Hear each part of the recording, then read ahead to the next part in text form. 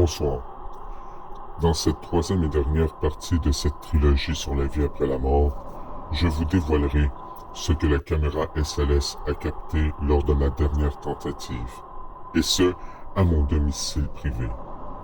Vous verrez que j'ai même tenté d'entrer en contact physique avec cette dite entité.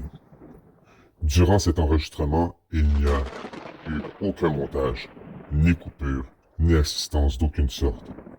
Il n'y a que moi, la caméra SLS et cette entité.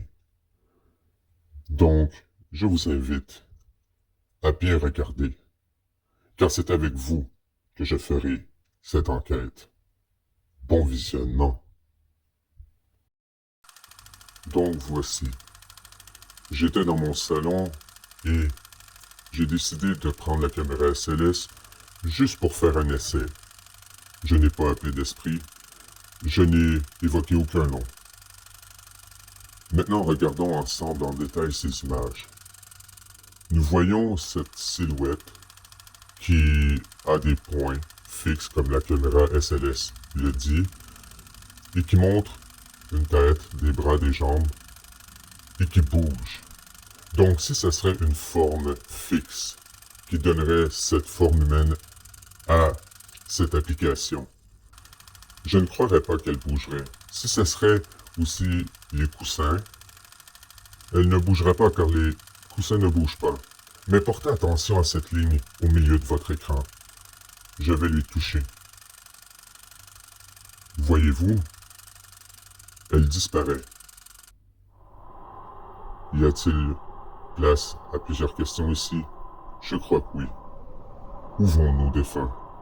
Est-ce que nous pouvons les voir avec des applications telles que la caméra SLS? Ou est-ce que la caméra SLS ne serait-ce qu'un jeu? Un jeu inventé pour nous faire peur? Nos mémoires, les endroits où nous passons, les endroits où nous allons, sont le reflet de notre vie. Et la mort est voleuse de ces mémoires. C'est pourquoi que je m'attarde tant à cette enquête. Maintenant, voyons voir la deuxième partie. Après quelques minutes, je repris mon cellulaire pour filmer avec l'application SLS ces images. On dirait que cette personne est couchée, mais elle se recoqueville sur elle-même. Et quand je tourne la caméra, nous voyons ici une autre silhouette. Qu'est-ce que ça peut bien être, selon vous? Pour ma part, je ne crois pas que nous pouvons parler ici d'une preuve définitive d'esprit. Mais portons attention à ces images. Il y a une ligne au centre de votre écran qui suit la silhouette. On dirait même qu'elle tire sur la ligne. Est-ce que c'est juste une application pour faire peur comme j'ai demandé tantôt?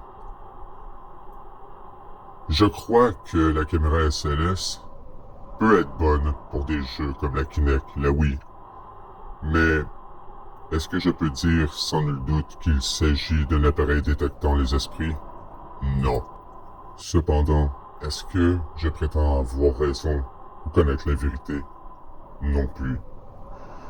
Je penche dans cette direction à cause du contact physique que j'ai essayé d'établir avec cette entité quand j'ai mis ma main devant la caméra.